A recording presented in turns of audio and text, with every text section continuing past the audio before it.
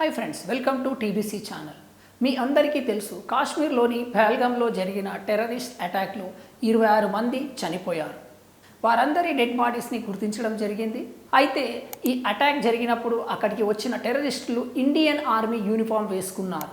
అలాగే చంపే ముందు హిందువునా లేక ముస్లింనా అని తెలుసుకోవడానికి ముస్లిమ్స్ అంతా ఒకవైపుకి, ముస్లిమ్స్ కాని వారు రెండో వైపుకి ఉండేలా 2 గ్రూపులుగా విడిపోమ్మన్నారు. ఆ తర్వాత హిందువులను మాత్రమే టార్గెట్ చేసుకొని ఓన్లీ మగవాళ్ళను మాత్రమే గన్ పాయింట్ బ్లాక్లో పెట్టి చంపారు. ఇదంతా వాళ్ళు తెచ్చుకున్న క్యాంప్స్లో రికార్డ్ చేశారు. 1:50 ఈ అటాక్ స్టార్ట్ అయింది. మధ్యాహ్నం 2:30 మధ్యాహ్నం కాశ్మీర్ పోలీసులకి తెలిసింది. ఈ టైంలోనే ఈ అటాక్ జరగడానికి కారణాలు చూస్తే, ఒకటి, ప్రధాని మోదీ సౌదీ టూర్లో ఉండటం, US vice president JD Vance మన దేశంలో ఉండటం. ప్రస్తుతం కాశ్మీర్లో గత కొన్ని సంవత్సరాలుగా ఎలాంటి టెర్రరిస్ట్ అటాక్ లేవని, విపరీతమైన టూరిజం పెరిగింది. దీంతో ఈ సంవత్సరం అమర్నాథ్ యాత్రకి లక్షల్లో బుకింగ్స్ అయ్యాయి.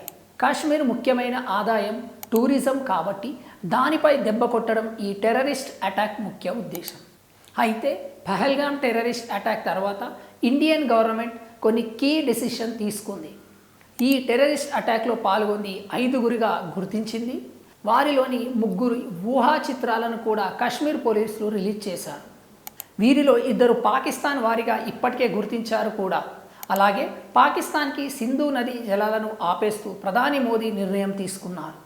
భారత్లో ఉంటున్న పాకిస్తాన్ వాళ్ళందరూ ఏప్రిల్ 27 లోపు దేశాన్ని విడిచిపోవాలని, పాకిస్తాన్ సిటిజన్స్కి ఇచ్చిన అన్ని రకాల వీసాలను రద్దు చేస్తూ కేంద్ర ప్రభుత్వం ఆదేశాలు జారీ చేసింది. అలాగే పహల్గామ్లో ఎక్కడైతే టెర్రరిస్ట్ అటాక్ జరిగిందో ఆ ప్లేస్ని కేంద్ర హోమ్ మినిస్టర్ అమిత్ షా సందర్శించారు.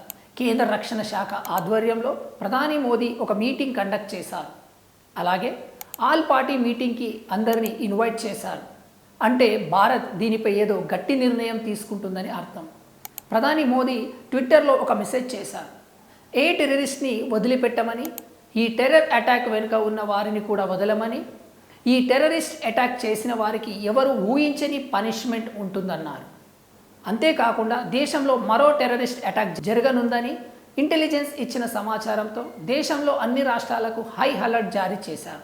పాకిస్తాన్ నటుడు ఫహాద్ ఖాన్ నటించిన మూవీ అబీర్ గులాల్ భారత్లో విడుదల కాకుండా ఆపేస్తూ కేంద్రం నిర్ణయం తీసుకుంది. అటారీలో ఉన్న చెక్ పోస్ట్ క్లోజ్ చేస్తూ కేంద్ర నిర్ణయం తీసుకుంది. ఇంకా ఇండియాకి కౌంటర్గా పాకిస్తాన్ తీసుకున్న నిర్ణయాలు చూస్తే, పాకిస్తాన్ ఈ టెర్రరిస్ట్ అటాక్కి మాకు ఎటువంటి సంబంధం లేదని ప్రకటించింది. కానీ బార్డర్కి సోల్జర్స్ని తరలిస్తుంది. పాకిస్తాన్ కూడా వాళ్ళ దేశంలో ఉంటున్న భారత్ దేశస్థులు పాక్ని విడిచిపోవాలని ఆదేశించింది. అలాగే సింధు నదీ జలాలను పాకిస్తాన్కి రాకుండా భారత్ తీసుకున్న నిర్ణయంపై 2,50,00,000 జీవితాలు సింధు నదిపై ఆధారపడి ఉన్నాయని, ఇది ఒక రకంగా భారత్ పాకిస్తాన్పై యుద్ధం మొదలుపెట్టినట్లే అని ప్రకటించింది. అలాగే ఇండియాకి కౌంటర్గా పాకిస్తాన్ ఎయిర్ స్పేస్ని బ్లాక్ చేసింది. అంటే భారత్ నుంచి north America, UK, Europe, middle east వెళ్ళే ఫ్లైట్స్ పాకిస్తాన్ మీదుగా వెళ్తాయి. ఇప్పుడు పాక్ ఎయిర్ స్పేస్ని బ్లాక్ చేయడంతో భారత్ విమానాలు చుట్టూ తిరిగి వెళ్ళవలసి ఉంటుంది. అంతేకాకుండా పాకిస్తాన్కి భారత్కి మధ్య ఉన్న ట్రేడ్ అగ్రిమెంట్ని కూడా పాకిస్తాన్ నిలిపివేస్తూ నిర్ణయం తీసుకుంది. పాకిస్తాన్ పీఎం షెహబాజ్ షరీఫ్ కూడా నేషనల్ సెక్యూరిటీ మీటింగ్ కండక్ట్ చేశారు.